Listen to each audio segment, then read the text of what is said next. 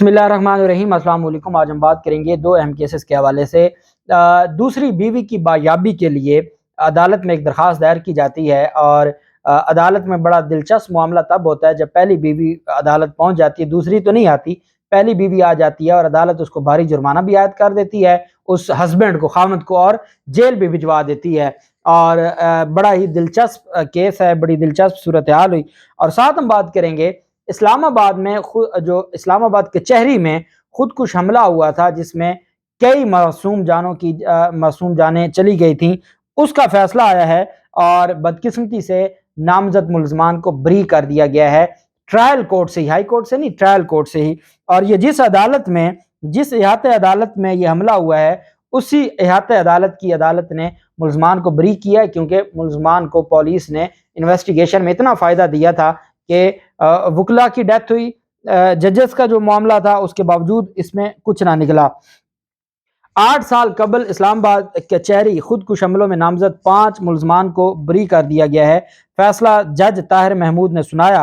3 मार्च 2014 को इस्लामाबाद कचहरी में 2 खुदकुश हमले हुए, तमाम पुलिस की जानिब से इंतहाई नाकिस तफ्तीश की बिना पर मुलजमान को बरी किया गया। सगासा ने मुलजमान पर सहूलतकार का किरदार अदा करने का इल्ज़ाम आयद किया था, जो साबित करने में नाकाम रहे, क्योंकि जो खुदकुश थे वो तो पहले खुद बदबख्त उठते हैं और उसके बाद फिर वो बाकियों को नुकसान पहुंचाते हैं। तो ये सारे सहूलतकार थे, अबेटर्स थे, अबेटमेंट में इनके चार्ज किया गया था। बरी होने वालों में जान मोहम्मद है, अब्दुल गफ़ार है, कमर जमान है, बिस्मिल्लाह जान और जमरोज, ये शामिल हैं। और इस्लामाबाद में 8 साल कबल ये हुआ था, जिसमें एक जज समेत 13 अफराद शहीद हुए थे और दर्जनों जख्मी हुए थे। इस वाक़े का मुकदमा थाना मारगला टाउन में दर्ज किया गया था और SHO खालिद अवान की मुद्दत में यह मुकदमा दर्ज किया गया था। इस्लामाबाद सेक्टर F8 जिला कचहरी में खुदकुश हमला और फायरिंग के नतीजे में एडिशनल सेशन जज समेत 11 अफराद जाम बहक हुए थे, जबकि 35 लोग जख्मी हुए थे। इस्लामाबाद के इलाका है सेक्टर F8 जिला कचहरी के ब्लॉक नंबर 3 में खुदकुश हमले, जबकि वाजिद गिलानी हॉल में दस्ती बमों से हमला और फायरिंग के नतीजे में एडिशनल सेशन जज रफाकत अवान 11 अफराद जहाँ बहक हुए थे। और वहाँ पर मौके पर जो वकला और आम अफराद भी शामिल थे। जहाँ बहक और जख्मी होने वालों में वकला भी थे, आम लोग भी थे, और जख्मी हुए कई लोग, और 35 लोग जख्मी हुए, उनको पिम्स हॉस्पिटल मुंतकिल किया गया। ऐनी शाहिदीन के मुताबिक जिला कचहरी में 2 धमाकों के बाद फायरिंग का सिलसिला भी शुरू हो गया, जो तकरीबन आधे घंटे तक जारी रहा, जिसके नतीजे में भगदड़ मचने से भी मुतअद्दिद अफराद जख्मी हुए। ये ऐसा वकूआ था कि जो खुदकुश हमलावर, एक खुदकुश हमला था और एक दस्ती बम से हमला था।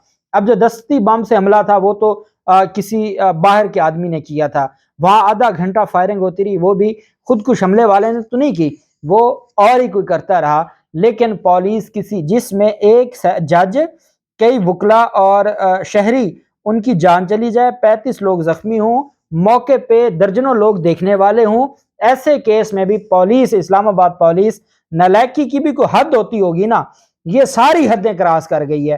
कोई इन्वेस्टिगेशन में जो जदीद टेक्नोलॉजी है वो इस्तेमाल नहीं हो रही। पूरी दुनिया में जो जदीद टेक्नोलॉजी है वो इस्तेमाल होती है। तुर्की में पिछले दिनों एक बम धमाका हुआ है, अगले दिन ही मुलजम गिरफ्तार हो गया था।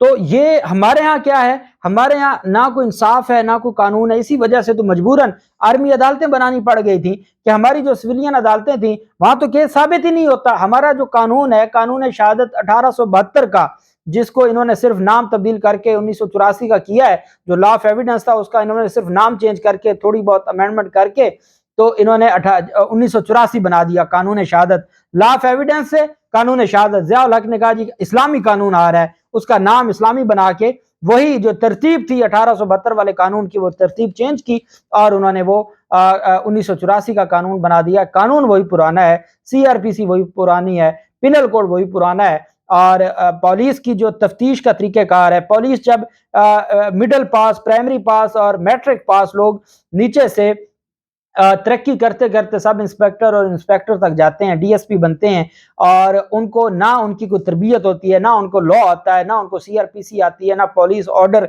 ना पुलिस रूल्स का पता होता है। वही रवायती एक तरीका कार है, मुलजिम आया, उसको 2 थप्पड़ मारे, उसके ऊपर तशद्दुद किया और बस ये तफ्तीश हो गई। तो इस तरह اور روایتی انداز میں جب وہ تفتیش کرتے ہیں تو اس کا پھر فائدہ بینیفٹ ہمارا قانون ہے پرانا قانون وہی ہے کہ جی شک کا فائدہ ہمیشہ ملزم کو پہنچے گا، اور وہ شک کا فائدہ پہنچاتا کون ہے؟ تفتیش پہنچاتی ہے۔ کیس شروع ہوتا ہے چلان پر، چلان کیا ہے؟ جو پولیس تفتیش کرتی ہے۔ ٹرائل شروع ہوتا ہے اس چلان کی بنیاد پر، ملزم نامزد ہوتے ہیں چلان کی بنیاد پر، چلان میں گواہوں کے نام لکھے ہوتے ہیں۔ تو پھر کیا ہے؟ پورا نظام ہی اسی تفتیش کے گرد گھومتا ہے۔ اور ہم نے پڑھا تھا جی کہ جو جج تفتیش کا پابند نہیں ہے تو وہ تو لکھی ہوئی باتیں ہیں، باقی جج جو وہ فائل کا ہی پابند ہے، اس کا اپنا کوئی ذہن ہی نہیں ہے، وہ خود کوشش ہی نہیں کرتا، بس لکھی لکھائی بات پہ وہ کرتے ہیں اور کہتے ہیں اچھا جی بینیفٹ آف ڈاؤٹ ہے، بینیفٹ آف ڈاؤٹ تو always going to accuse person. اور جہاں ایک جج کی ڈیتھ ہوئی ہو، شہید ہوا ہو، وکلا جو خود انصاف کے لیے کوشش کرنے والے ان کا، تو پھر یہ حالت ہو تو عام آدمی کے لیے ہمارا یہ نظام انصاف کیا کرے گا؟ تو پھر اس کے اوپر تو انسان کو جو ہے وہ بس مایوسی کے علاوہ کچھ نہیں ہوتا۔ اچھا دوسری طرف اب آپ کو ہم تھوڑا سا ایک interesting case, Lahore high court میں ایک پٹیشن فائل کی گئی، یہ ہیبیس کارپس کی پٹیشن تھی جو بایابی کے لیے، کہ اگر کسی کو کسی نے غیر قانونی طور پر ڈیٹین کیا ہوا ہے تو اس کی بایابی کے لیے۔ اب جو پٹیشنر تھا درخواست گزار، اس نے اپنی بیوی کی بایابی کے لیے عدالت میں درخواست دائر کی، اور اسے جو ہے وہ عدالت میں تو پہلی بیوی بچوں سمیت عدالت میں پہنچ گئی۔ اب جب بیوی کی بایابی کے لیے اس نے درخواست دائر کی تو انہوں نے انفارم کر دیا، پولیس کو کہا جاتا ہے جی کہ فلاں کو پیش کیا جائے۔ اب فلاں کو پولیس پیش کرتے کرتے پولیس نے اس کی پہلی بیوی کو بتا دیا بھی ایسے ایسے کیس ہے آپ کے خامند کا، تو ہم اس کو ڈھونڈ رہے ہیں، اس کی دوسری بیوی کو ہم نے عدالت میں پیش کرنا ہے۔ وہ دوسری بیوی تو ملی نہیں، پہلی بیوی اپنے بچوں سمیت عدالت پہنچ گئی لاہور ہائی کورٹ میں۔ عدالت میں جب وہ پہنچی تو عدالت میں اس نے کہا جی کہ یہ کہاں سے دوسری بیوی آ گئی اور یہ کیا چکر ہے؟ جسٹس انوار الحق پنو صاحب اس پر سماعت کر رہے تھے۔ دوران سماعت پہلی بیوی بچوں سمیت عدالت پہنچی، اس نے عدالت میں بتایا کہ خامند نے اس کی بھانجی سے شادی کی ہوئی ہے اور اسے ابھی تک طلاق بھی نہیں دی۔ خامند اتنا بدبخت کہ اس نے ایک خاتون کے ساتھ شادی کی ہوئی اور پھر اس کی بھانجی کے ساتھ شادی کی ہوئی۔ خاتون کا موقف سننے کے بعد معزز جج نے اس جو خاوند تھا اس پر 35,000 روپے جرمانہ عائد کر دیا، اور انہوں نے کہا کہ آپ پہلی اہلیہ کو یہ 35,000 روپے جو ہے وہ جرمانہ دیں، اور جو دوسری بیوی تھی وہ اپنے والدین کے ساتھ جانے کی اجازت دے دی۔ اب اس نے جو دوسری بیوی تھی اس کے والدین کے خلاف درخواست دائر کی تھی اور یہ کہا تھا کہ جی جو دوسری بیوی ہے وہ اس کے جو والدین ہیں وہ گھر بسانے نہیں دیتے اور وہ انہوں نے زبردستی میری بیوی کو رکھا ہوا ہے۔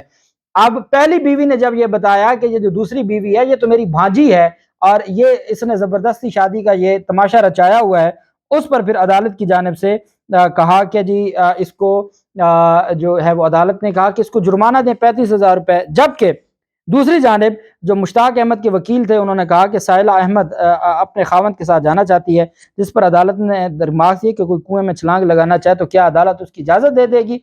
وہ بھانجی ہے، پہلے اس نے اس کی خالہ کے ساتھ شادی کی ہوئی ہے، تو عدالت اب اس کو وہ جانا چاہتی ہے تو جانے دے گی۔ یہ ان کا آپس معاملہ ہے، یہ غلط معاملہ ہے، لیکن یہاں کیس ایسا نہیں ہے کہ وہ کسی کو بھی کہیں کہ جی ہمیں بایاب کروا کے دیں تو عدالتیں کروائیں گے۔ بھی آپ کا تعلق کیا بنتا ہے؟ آپ اس کو پہلے شرعی طور پر ان ساری چیزوں کو دیکھیں۔ عدالت نے کہا 35,000 روپے آپ پہلی بیوی کو جمع کروائیں، جو دوسری بیوی جس کو بایاب کروانا تھا وہ تو عدالت نے کہا نا اپنے ماں باپ کے ساتھ واپس جائے گی، آپ کا نکاح درست ہے غلط ہے جائیں فیملی کورٹ سے رجوع کریں۔ اچھا جو پہلی بیوی ہے جو بچوں کو سمیت آ گئی تھی، جس نے آ کے عدالت کو ساری کہانی سنا دی، اس دوسری بیوی کو پہلی بیوی کا کہا جی کہ اس کو پیسے دیں 35,000 روپے، اس کے پاس کو 5-10 ہزار روپے تھے جیب میں، انہوں نے کہا جی میرے پاس یہی پیسے ہیں۔ عدالت نے کہا جو ہیں وہ ادھر دیں، باقی اس کو جیل بھیجیں، جب تک یہ 35,000 پورے نہیں کرتا یہ جیل میں ہی رہے گا۔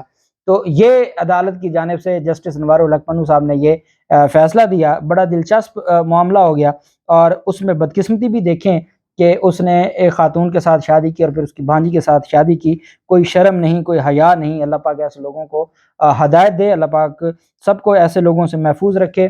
بہت شکریہ، اللہ حافظ، پاکستان زندہ باد۔